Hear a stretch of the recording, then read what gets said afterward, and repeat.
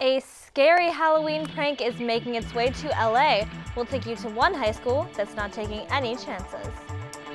A woman testifies during the trial of a teenager charged with killing a USC grad student. And the Gloria Kaufman School of Dance opened its doors today. We'll give you a first look at what the new building has to offer.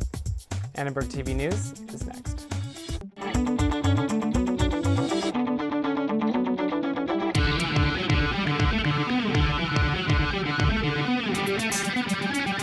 Live from USC, you're watching Annenberg TV News.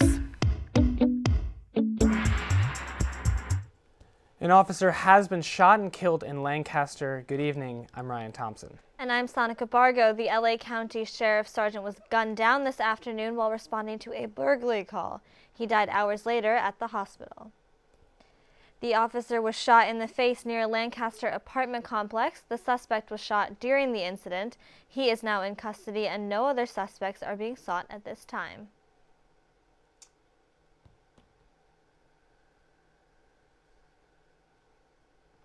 Sorry about that. Looks like we're having some technical difficulties. Well, there have been sightings of scary clowns all over the East Coast. 2 days ago, these clowns posted on social media that they were coming to California, and now they're here. Annenberg Media's Abby Brewer shows us how people aren't taking this lightly. Clowns are supposed to entertain and make people laugh, but for a lot of people, that has changed. Clowns are no longer funny, they're just scary now. Nick Kane is a professional clown, and he says it's affecting his business. Look at me, I can't even wear makeup anymore now that there's all these scary clowns. The owner of the Beverly Hills Hosiery costume store has also seen a change. A few years ago, we did sell happy clowns. Now, all he has in stock is scary clown masks and accessories. This video shows a person in Central California dressed in a black robe with bright red hair. Clown sightings have been reported in states including Connecticut, Pennsylvania, and Massachusetts. These clowns have been seen all over social media and now have made their own personal Instagram page that targeted Carson High School last night. The post shows a picture of Carson High and said they don't know what's coming. The Carson School District notified police about the clown threats. LAPD increased security at Carson High School as a precaution. We're patrolling the area. I am posted here today until further notice. But Morales says LAPD isn't sure where the threats are coming from and have limited information. For Annenberg Media, I'm Abby Brewer. And more witnesses testified today in the trial of a teenager charged with the murder of USC grad student Shinran Ji. She was attacked and killed while walking home from a study session back in July 2014. 18-year-old Alejandra Guerrero is the first of 4 suspects facing trial in Ji's death. The defendant is being tried as an adult, although she was only 16 at the time of the crime. Prosecutors say Guerrero also took part in an attack on another woman the same evening.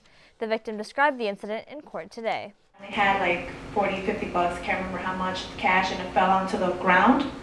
And then she stopped slashing me like with the knife or going like that, and then she started picking up the cash on the floor. It wasn't until Ms. Guerrero started picking up the money from the ground that the other girl was like grabbing my purse, and then she raised her hand like if she was going to hit me. Guerrero pleaded not guilty to 3 counts, including murder. The 3 other defendants, Alberto Ochoa, Andrew Garcia, and Jonathan Del Carmen, will be tried in November. And Green Party presidential candidate Jill Stein visited California State University, Los Angeles this afternoon, hoping to attract more millennial voters. It's time to ensure not only that we bail out the students for the debt going backwards, but that we make public higher education free, as it should be. Some students are considering third-party candidates who address issues that students care about. Others see them as an alternative to Donald Trump and Hillary Clinton. We're really seeing the cracks in the two-party system. And the two-party system has presented Hillary Clinton and Donald Trump as our only viable candidates. I don't want to continue to just vote for the lesser of the two evils. I want to actually vote for a candidate that I truly believe in, who I actually support, not someone that I want to win just because I don't like the other person more. I think they're too small of an impact, but yet big enough. They take away votes enough, but they're not winning. But some students are concerned that third-party candidates like Stein and Libertarian Gary Johnson could change the outcome of the election. In this election, polls show the electorate is divided along racial lines, but the fastest-growing voter demographic might be getting left out of the conversation. Raza Niklawi, our political anchor, has more. The organizers behind #IamAsianAmerican want more Asian Americans to voice their concerns during the 2016 election. On campus, this student says that problems are often ignored, unlike those of other racial groups. There's a lot of issues that Asian Americans face, but no one really wants to talk about. You know, they believe that Asian Americans are just as equal to their white counterparts, but it's not true. Asian Americans face discrimination as well. We face discrimination on campus. We face policies that aren't for us. The hashtag campaign is already promoting dialogue. Twitter user Christine Liu says her parents were too busy hustling with the restaurant and raising kids to vote. And the campaign got a boost today after Fox News broadcast what some Asian Americans saw as a culturally insensitive segment. Twitter user Don Lee tweeted that the video was even more racist than I'd expected. Back on the campaign trail, Bernie Sanders was in Wisconsin today, herding voters for the Clinton campaign. After the event, he told media that voters must go beyond personality when choosing a president. And Donald Trump is rallying in suburban Nevada after the presidential debate. A campaign advisor claims Trump is unhappy that Pence didn't defend some of his past statements, despite giving a strong performance. And that's all from Politics Today. Back to you, Sanika. Thanks, Raz. Soon, Californians will decide if they want to legalize recreational marijuana. Annenberg Media's Heather Kemp spoke to some people who are concerned that if Proposition 64 passes, traffic accidents will increase. AAA is now saying they are opposed to legalizing marijuana in California because of the negative impact it could have on drivers. Kind of a scary proposition for me to think that now anybody can smoke marijuana at any time and get behind the wheel. Research shows what has happened in states where marijuana is legal. There's an increasing problem of drugged driving. Marijuana affects your reflexes and reaction time. It affects your ability to judge distance and other things that are crucial for when you are driving. But supporters of Proposition 64 disagree. We're going to be able to train officers so that whenever they have a situation in which a driver is driving under the influence, they know how to handle the situation. A marijuana research group found that since Colorado legalized marijuana in 2012, 1 in 5 fatal car crashes involved a driver that was under the influence. Students at USC still seem to support Prop 64. I think those problems already exist. I think there's already the idea that driving high is not as dangerous as driving under the intoxication of alcohol. It actually might allow for people to do it at their own homes and not feel like they need to go somewhere. And so maybe they'll have less inclination to drive. Some law enforcement officers say the problem with drugged driving is that, unlike with alcohol, there's no way to know just how high a driver is. For Annenberg Media, I'm Heather Kemp. Students, faculty, and even a few stars attended the ribbon-cutting ceremony of the Gloria Kaufman School of Dance, the first new school at USC in almost 40 years. Juliet Muir caught up with some of the dancers. USC is celebrating the grand opening of the Gloria Kaufman School of Dance. We celebrate the new world-class home for dance in the 21st century. Dance and art philanthropist Gloria Kaufman donated money for the dance school in 2012. She says she is incredibly proud of the new building and what it can add to the global dance community. I think this is one of a kind, and I'm only hoping that other schools see us and hear us and go even further. Kaufman is known for her passion for dance. She has also donated to the Juilliard School and the LA Music Center. But USC students are especially important to her.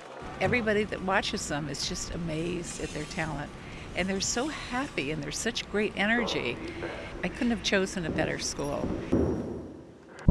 Just 2 years ago, being a dance major at USC wasn't even an option. But the students say they're excited to use the 6 new dance studios like this one in their new classes. They say they can't wait to show the incoming class the new facilities.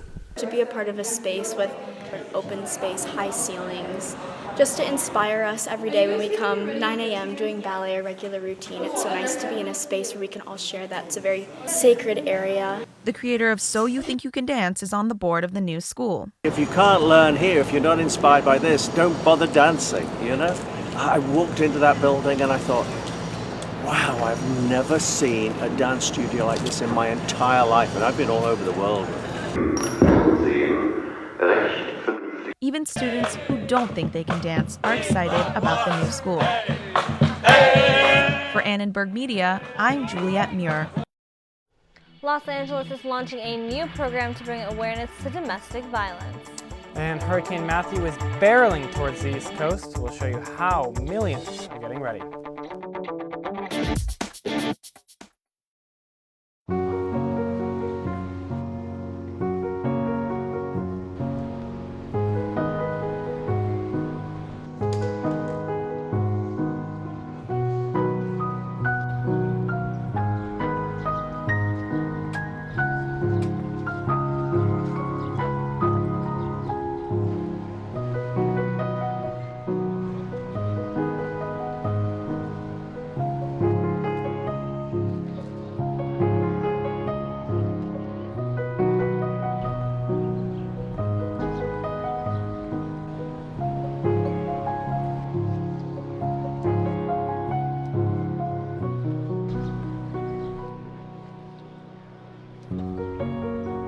We'd do anything for kids.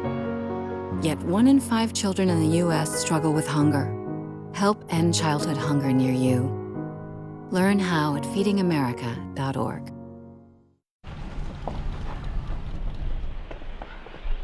Got a quarter?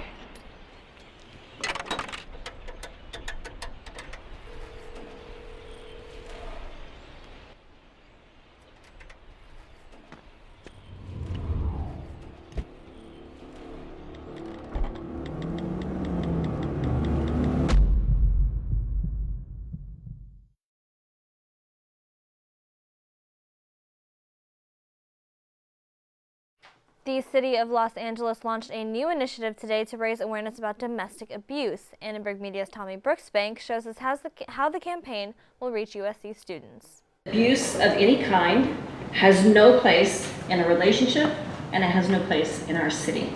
First Lady of Los Angeles, Amy Elaine Wakeland, made a rare public appearance today with her husband, Mayor Eric Garcetti, and the LAPD. They're launching a new citywide domestic violence prevention campaign. This campaign aims to educate people, victims, perpetrators, and every single person in this city about what domestic violence is and what it looks like. And that's how we're going to break the cycle of fear. Throughout the month of October, advertisements like this one will be on display throughout the city, hoping to bring more awareness to the issue. Here at USC, DPS will participate in the initiative through community policing. DPS Assistant Chief David Carlisle says they will work to spread awareness and encourage students to report abusive relationships. One of our goals is to get people, students, faculty, or staff, who have been a victim of domestic violence to not hesitate to come forward and report, because sometimes those type of domestic issues kind of turn into a cycle of violence. DPS received 8 reports of domestic abuse in 2015, slightly higher than the year before. For Annenberg Media, I'm Tommy Brooksbank. Hurricane Matthew is now making its way toward Florida, Georgia, and the Carolinas after barreling through the Bahamas. 500,000 people are being urged to evacuate from their homes. Florida Governor Rick Scott says the state could be facing its biggest evacuation ever and urged residents to leave now if they can. And people in Charleston, South Carolina have been seen gassing up their cars to head out of town. President Obama visited FEMA headquarters today to encourage Americans to take precautions. If you get an evacuation order, just remember that you can always rebuild, you can always repair property, you cannot restore a life if it is lost. At least 11 deaths in the Caribbean have been attributed to the storm, with 5 in Haiti so far. Officials say they're indefinitely postponing a presidential election scheduled for Sunday. Hurricane Matthew is expected to hit the Florida coast tomorrow night. Wow, so seriously, some serious weather over on the East Coast. Lucky for us, it's going to heat up next week. Yeah, I hope the East Coast is staying safe. But James, let's check out our weather in LA. Yeah, guys, it's going to be nice for the upcoming week, especially if you're going to be going to the football game. We'll get to that in a minute. First, let's take a look outside right now. We've got fair conditions, sunny skies, 69 degrees, although we are a little bit humid right now at 68%. Let's head over to the big map. First, we'll go to the east. So for tomorrow, we've got 89 degrees in San Bernardino. Riverside's going to be 90, and Palm Springs will actually be 90 degrees too. It won't be getting too hot there. As we head over to the coast, we have Malibu's going to be 80 degrees, Thousand Oaks will be 88, and Northridge will be 89. Now, as we head down towards downtown, We have 84 degrees tomorrow at USC, and we've got a lot of mid-80s and maybe even the lower 90s in some spots around the valley. Now, as we head to our 5-day forecast, we've got some mid-80s tomorrow, and then we're going to be heating up on Friday and Saturday into the lower 90s, and then on Sunday and then into next week, we're going to start cooling back down into the mid-80s and maybe even the lower 80s. Now, on This Week with Journey for James, I traveled to Monrovia Canyon Park to spend a day with USC students who use the outdoors as a way to learn beyond the classroom. The USC Peaks and Professors Club makes hiking both a physical and educational adventure. The club organizes hikes and other outdoor events for students with USC staff.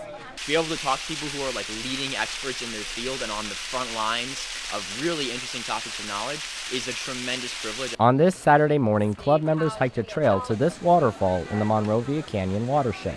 The Director of Academic Honors and Fellowships joined the group and talked about scholarship opportunities at USC. Everyone's really been great about kind of sharing more about themselves, and that helps me learn, how I might direct them in their application processes. Manta says the club has gone on about 90 trips since it started in fall 2014. Peaks and Professors does not have a membership fee, but they do charge a few dollars each trip. It was really great going on the hike with them because it's like growing up in Northern California near the Sierra Nevada. It was always great to go on outdoor hikes, so it was great going with a bunch of USC students. Certainly, and it looks beautiful up there in Monrovia County. Thanks so much, James. Thanks. I've been meaning to go hiking, so I will put that on my list. Jill Stein is also joining a Black Lives Matter rally in downtown Los Angeles today. Annenberg Media's Aaron Hendel is there live to talk with some protesters. And we're here live at Pershing Square in downtown Los Angeles. My name is Aaron Hendel. Thanks for tuning in. We're just moments away from interviewing the Green Party's presidential candidate for the 2016 presidential election, Jill Stein. The crowd is starting to fill in here in Pershing Square downtown off of 5th and Hill Streets. Dr. Stein has so graciously given us a few moments of our time. She's just wrapping up an interview and then she's sliding over to us before she takes the stage. I would say there's roughly 200 people here in the crowd. Members of various Hispanic voter organizations have been giving speeches so far. Security is on hand, and the staffers expect the event to fill in a little bit as we go into the evening. There are other speakers lined up with her. There was speculation that there would be a Black Lives Matter joint movement. That is not the case for tonight. It is just solely a Jill Stein Green Party event. We're just waiting for Dr. Stein to finish up her interview. As we said, there are members of various voter organizations giving speeches now. As I'm sure many people saw on campus today, lots of organizations were here for voter registration, and we're about to set up this interview with Dr. Stein. A big point from the Green Party this election cycle has been getting more people to register to vote, because obviously you cannot vote if you do not register. And we are ready now to bring in Dr. Jill Stein. My name is Aaron. We're from USC Annenberg Media. Thanks so much for joining us. So Dr. Stein, as we all know, California is a heavily Democratic state. How do you plan to appeal to voters here to go Green Party rather than the typical Democratic Party? Well, I think you just have to look at the track record. And unfortunately, Hillary Clinton brought us not only Iraq, but single-handedly led the charge on Libya, which created this incredible crisis that has fanned the flames of poverty, war, misery, and terrorism in the Middle East. The Clintons actually led the way on NAFTA. Bill Clinton signed it. Hillary Clinton supported it. That took millions of our jobs overseas and led to this economic misery that we have right now. The Clintons also brought us Wall Street deregulation, which led the way to the Wall Street meltdown. Hillary supported the crime bill of the 1990s, talked about the super predators as that bill opened up the floodgates to mass incarceration, and supported the destruction of aid to families with dependent children, the social safety net. So this is not the solution to the crisis. As Bernie Sanders himself said, the only real solution here is a truly progressive agenda that provides what we need. I'm the only candidate in the race that's not bought and paid for by the usual suspects. I'm not taking money from lobbyists, from corporations, and I don't have a super PAC. So I'm the one candidate standing up for what we really desperately need, an emergency jobs program that will solve the emergency of climate change, for bailing out the students, the young people who are trapped in predatory student debt, making public higher education free, and for ending these catastrophic wars that are eating up more than half of our discretionary budget, but are making us less secure, not more secure. All right, Dr. Stein, thanks so much for giving us some of your time. I don't want to take any more time away from your event. Best of luck during this election cycle. Thank you so much. Thanks for coming out. All right, back to you guys in the studio. Thank you, Aaron. Well, it is a busy weekend at the Coliseum for football. Let's toss it to our sports anchor, John Marcus, for a look at what's coming up. Thanks, guys. Well, that's right. The Trojans and the Rams will play back-to-back games this weekend, and a lot of former Trojans will be playing on Sunday. But on Saturday, the Trojans take on Colorado in a Pac-12 showdown. And finally, it's October, and the race for the pennant is on. Watch this moment last night in the AL wildcard game. Sports is next. Why is Connor having trouble focusing in school? Having trouble finding Connor's middle school? Would you like directions? No, why is Connor having trouble focusing in school? Finding lowest airfare to Istanbul. No, I'm tired of fighting with him over homework. Home, walk, restaurant. Need a review? No, I need help. He's very smart, but his mind wanders. He's disorganized. I think I understand. Oh, good. French fries. Finding best potatoes. No! Russet. Fingerling. Yukon Bowl. Why don't you understand me? Sorry, I was trying to show how Connor feels every day. Frustrating, isn't it? Redirecting to understood.org. For the 1 in 5 kids with learning and attention issues, this is what life can feel like. Explore understood.org, a free online resource about learning and attention issues, designed to help your child thrive in school and in life. Understood.org, because understanding is everything.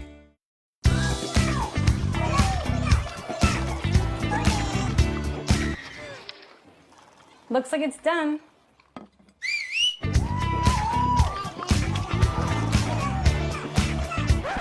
Don't let salmonella get funky with your chicken. On average, 1 in 6 Americans will get a foodborne illness this year. You can't see these microbes, but they might be there. So learn the right temperature to cook each type of meat. Keep your family safe at foodsafety.gov. Welcome back to ATVN. The Trojans are coming off a strong performance after last week's blowout win against Arizona State.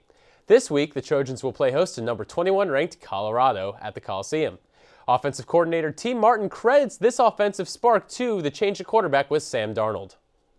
Quick decision making, accuracy with the ball, fast hands to be able to go RPO and fake it to the running back and then get the ball out on the perimeter really fast. It's pretty unique. Our O-line has been so dominant, but yeah, Justin has been amazing. Breaking tackles, making those cuts that you guys see every single day out here. Stuff's starting to click. And it's starting to click, but we always have room for improvement, and we can't stop there because we still got some very hard teams ahead of us, and we keep got our improvement every day. After 2 stellar weeks of play from redshirt freshman Sam Darnold, the entire offense has upped its game. Running back Justin Davis has improved from an average of 3.3 yards per carry to 10.7 yards per carry and has racked up his first 2 touchdowns of the season. The offense as a whole has also improved to an average of 494.5 yards per game after only averaging 323 in the first 3 games this season. Kickoff is set for 1 p.m. This will be the 4th game where the Trojans have to play a ranked opponent. Moving over to Galen Center, the number 22 ranked women of Troy play host to the Arizona State Sun Devils at 7 p.m. The Trojans are now 2-2 in Pac-12 play after sweeping Colorado and Utah on the road. Our transition game, that's what we've been working on, and we constantly work on our serving and pass game. So those are the areas we constantly need to keep getting better at, and so far we're showing improvement, but you can't stop working on it. Coach Mick Haley will rely on senior libero Taylor Whittingham, who was just named the Pac-12 Defensive Player of the Week after recording 28 digs against Utah. The Los Angeles Rams are back in the Coliseum this weekend and will take on the Bills. Buffalo boasts the most Trojans on any NFL team with 4 players and 2 coaches. What's it like to return to the historical Coliseum? We asked Trojan alum and USC Athletics social media director Jordan Moore. I think the Coliseum is special for anyone that walks into it. You can feel the history. It's such a unique backdrop with the peristyle and the torch. So I think that anyone, be it the Rams or the opponents or certainly people with USC ties, feel a special connection when they come down that tunnel. Rookie Kevon Seymour, Nickel Roby-Coleman, and Robert Woods are returning after graduating within the last 3 years. All three have only played for the Bills for their NFL careers. However, Reggie Bush is returning after 10 years after his college days. After graduating from USC, he was drafted by the New Orleans Saints, then played for 3 other teams before ending up in Buffalo this season. The Rams and Bills kick off at 1 p.m. on Sunday. It's a pitching duel tonight in the National League wildcard game. Aces Noah Syndergaard and Madison Bumgarner face off in this one-game sudden death matchup. So far, right now, let's take a look to the score. It's in the bottom of the 4th. We got no score here with Noah Syndergaard with 6 strikeouts. That's a remarkable start. The winner will move on to Chicago to play the Cubs in the NL Division Series. Well, last night, the American League wildcard game between the Baltimore Orioles and the Toronto Blue Jays, and it was a thriller. Let's take a look and see in this week's Marcus's Moment.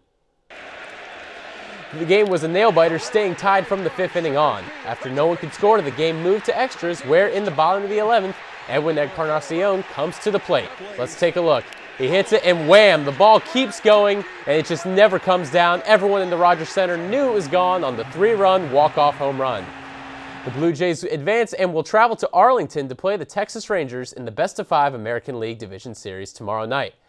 Another thrilling game. October's crazy. It's going to be a great MLB playoffs. Totally. Sounds like it will be great.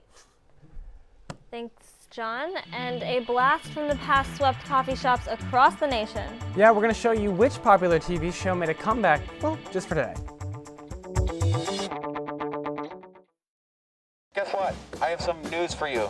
There's free food right there, junk food. You see that truck? Oh, jeez. It's a 2 Michelin star chef. All for free, ladies and gentlemen. All for free. Here we have a panzanella with summer vegetables and pesto. Enjoy. How we doing? Fantastic. So what do you got going on underneath that plate there? This food is really about to be thrown away. Yeah. Bro? Is there something wrong with this food? Where did you get it from? From farmers markets. They put aside the ugly vegetables and the ugly fruits. Carrot top, soft avocados. It was all food that was going to be discarded. Even the drink you had is made from like a little bruised peach. Did it taste a little bruised? Great. It was good. The average person throws away 24 pounds of food a month. That's a lot. Isn't that a lot? Go visit SaveTheFood.com for more information. Thank you. Junk food time!